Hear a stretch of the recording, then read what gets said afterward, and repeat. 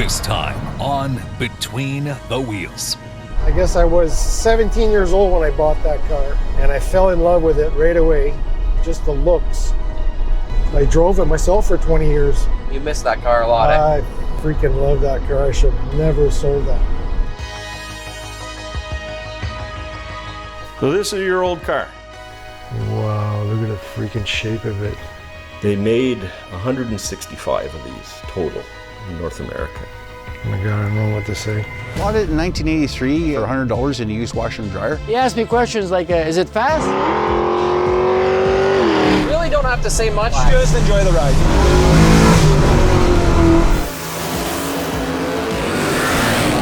If Dominic Toretto is a real person, definitely be you. So when I was 14, actually, I found this on Kijiji. I was literally in the garage anywhere from 6 to 12 hours. Decided to make a race car out of it. Let's see what happens here. So the whole trip, I got pulled over 12 times.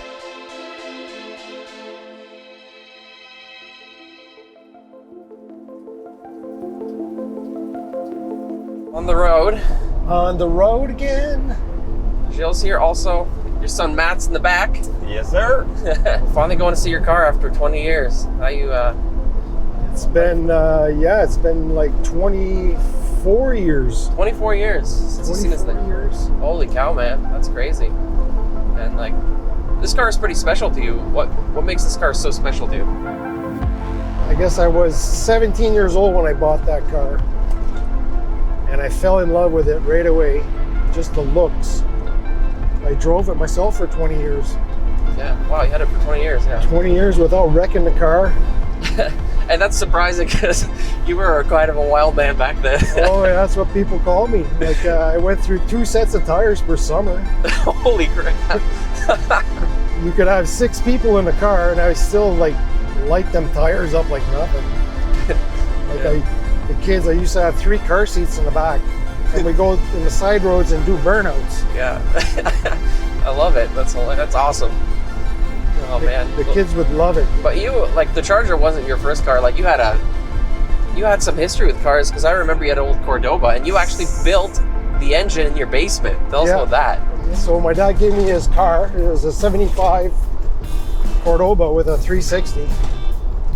And I took it out, sent the block out to get 60 thou over.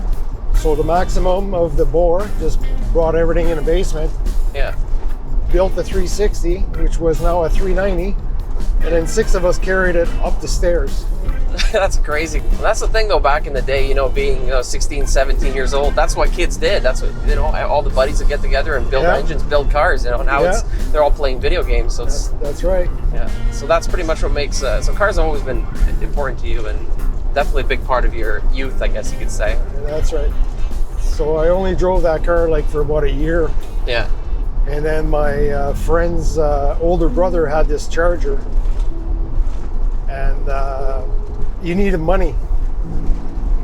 So I bought the car. Yeah. And that's how I started with that Charger. Well, that's how it, unfortunately, you had to sell it in the early 2000s. Or was it 90s, I guess? Yeah, I think it was 98 or 99 I sold the car. So you sold it in the 90s, unfortunately, and that's just how life goes, unfortunately. That's right. Yeah. And today is the first time you'll be seeing this car. This is the house right here where the Charger was sold. Oh, no kidding. Right there. Small world. Hey, we're driving by it as we're talking. That's super cool. Well, let's go see this car. I know you haven't seen it in 24 years. Oh, yeah. It's going to be an emotional moment. Yeah. For me. That's for sure, because I know it. You missed that car a lot. I freaking love that car. I should have never sold that. Yeah.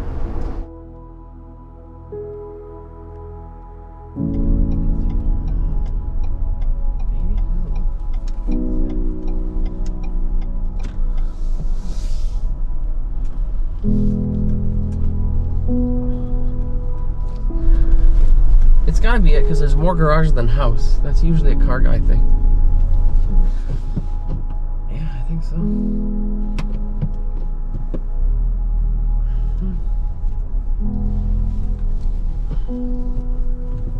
How long's it been? 20 years? More. I've been Max, nice to meet you in person. Matt, my yeah. son. Yeah. Okay. You remember when you picked up the car? I had a little. Oh. He was the youngest. Yeah. It's got to be 20 years, right? Well, I still remember the story. I owned a 72 blue Charger. Yeah. And I was going to the Tim Hortons after work, and I saw your car parked there. And it was painted black, and Yeah.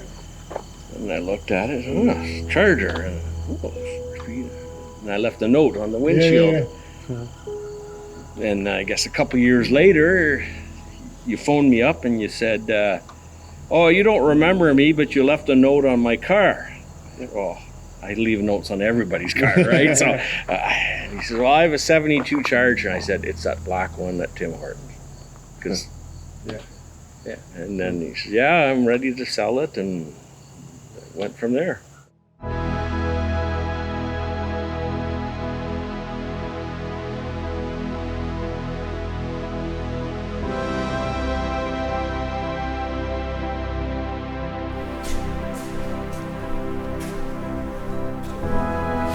That's your Charger there, isn't it? Charger, yep. 72 as well. Yeah.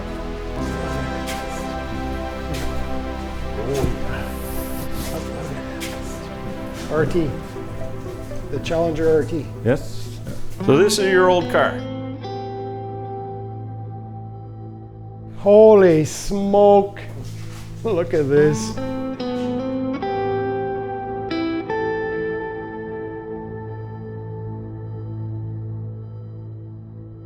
Wow. A little different than it was 20 years ago. Look at a nice color. That's the original color too, eh? Yes. Wow, look at the freaking shape of it. It's like brand new. Same seats. What? It's all. Huh. Unreal. Imagine that, eh?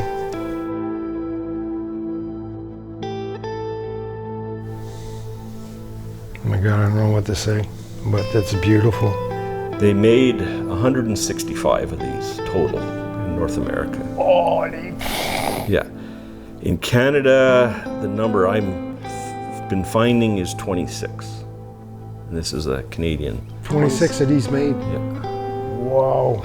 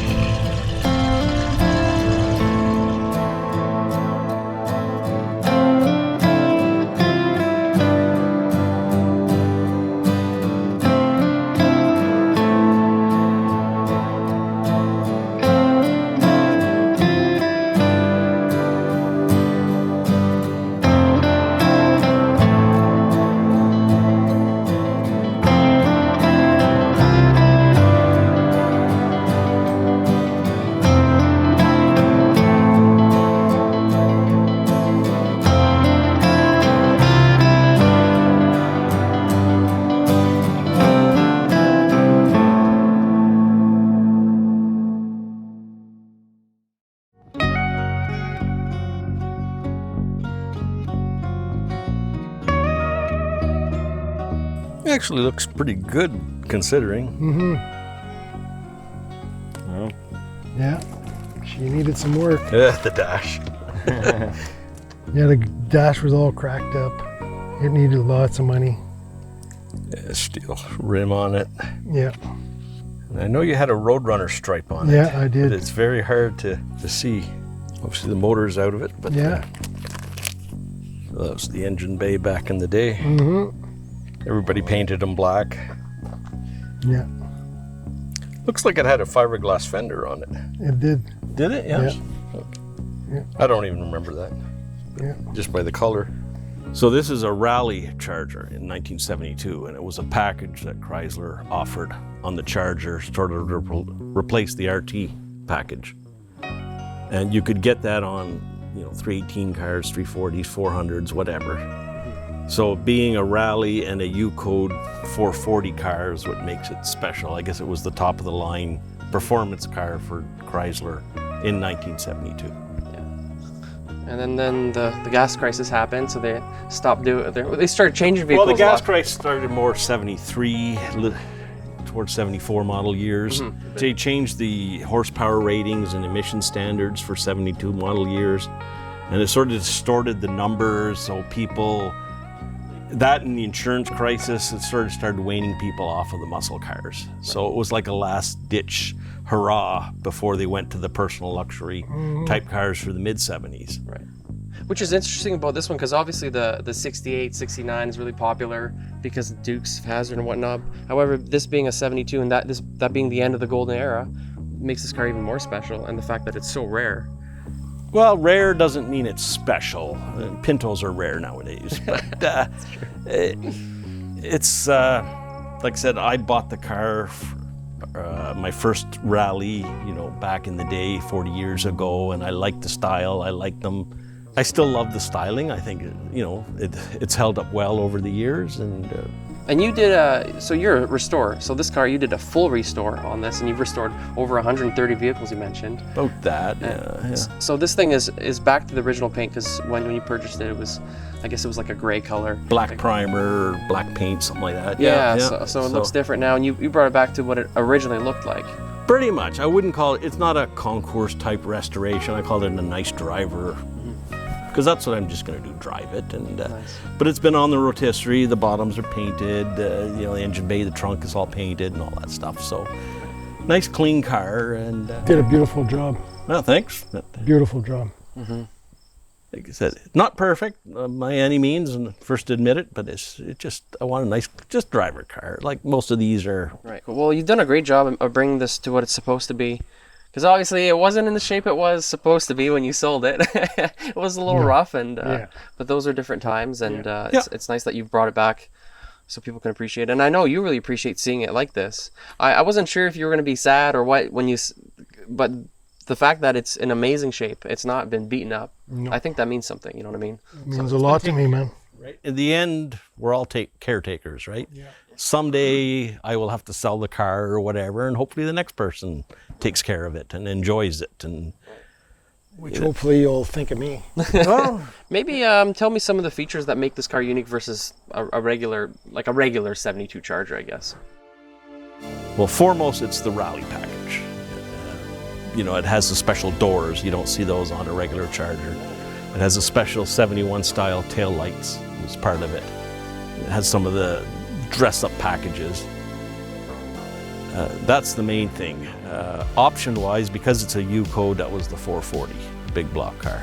And it has the air grabber hood. So the air grabber hood I added. You added, yeah. Yeah, the N96 Ram Charger. This car came with what's called a bulge hood, which is just a bulge, but with the little door on it. I had some lying around, so I put it on. It was available. My other car is a factory N96 car, so it's correct for the thing, but it's not correct for this car. Gotcha.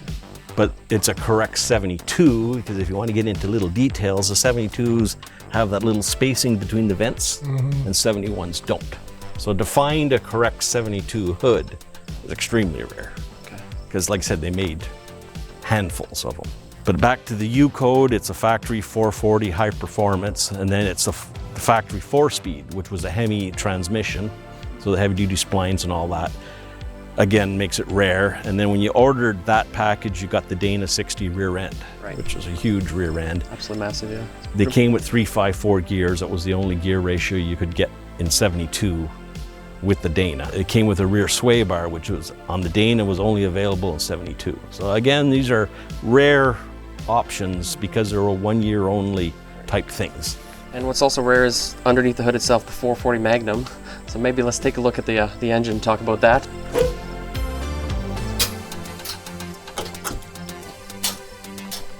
Oh, it's got the hidden headlights too. Yes. So, which means you have an inside hood release.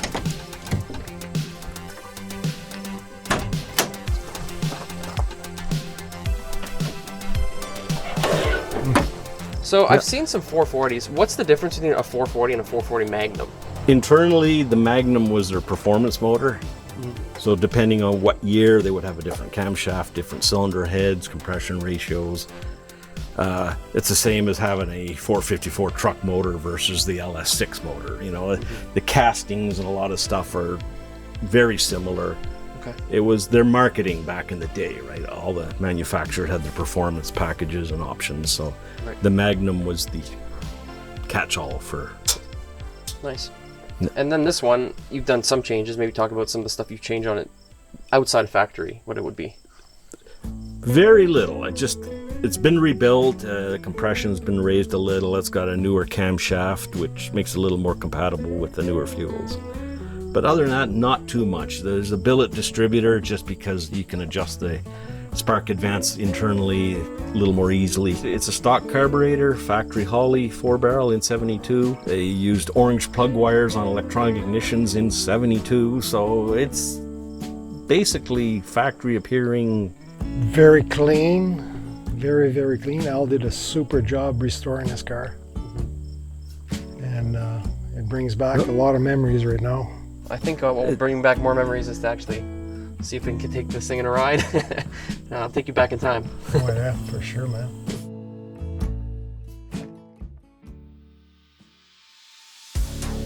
Now reverse the first so close, eh?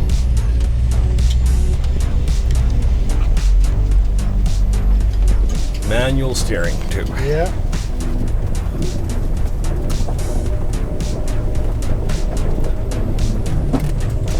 Remember the whine too of the tranny? Yes, old school bus transmission. Yeah.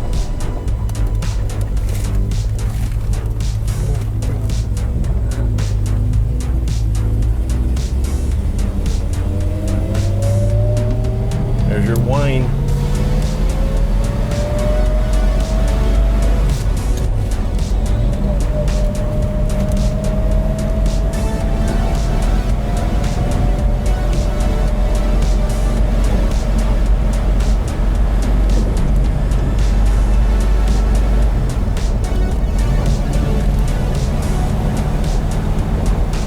Whoa, brake man. Unbelievable. Just bring you back. Brings back lots of memories.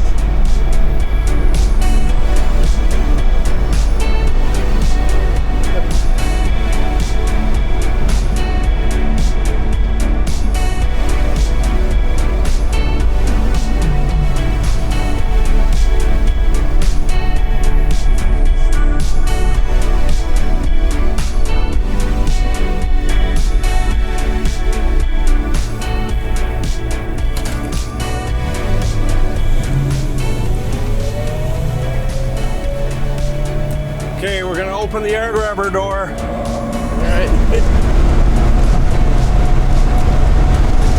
Does it work? Didn't work? What else is new? Mopars.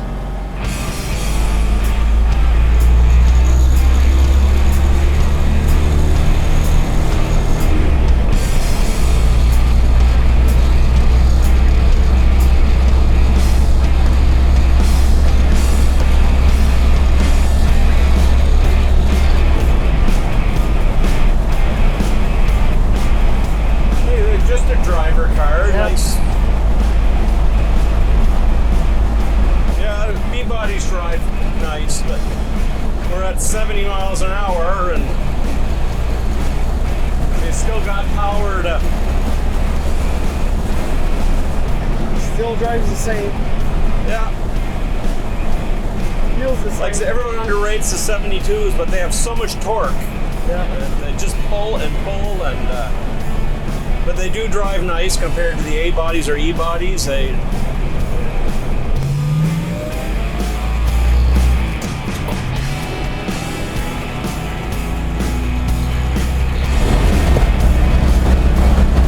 Always got to do one of those.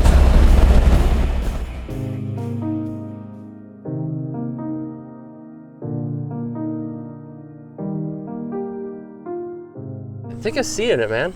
Sit down in it. Take a seat. Like you haven't been in that 20 years, man. Oh, frig, man. Yeah, looks exactly the same, but brand new.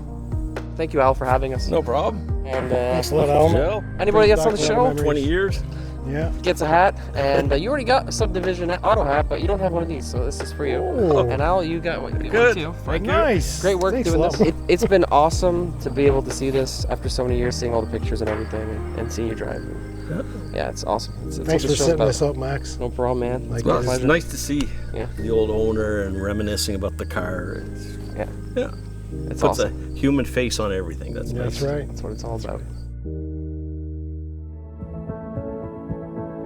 During the production of this episode, Gilles would unfortunately lose his father Raymond, who would pass away at the age of 85. Raymond was also a fellow car enthusiast and was known for having his Chevy 2 327. He will be remembered for being the eldest of 21 kids, having 4 of his own, being a loving husband, a respected businessman, and a pillar in his community. It is because of this we dedicate this episode in memory of him.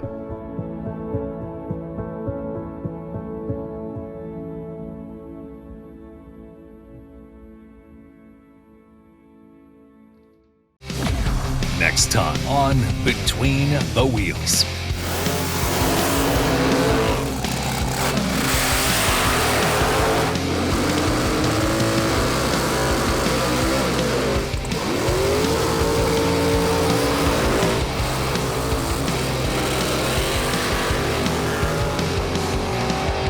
Now, as cool as all these cars are that are running today, what I'm here for is this class right behind me. This is a nostalgia class. We're here today to see just how fast these cars are.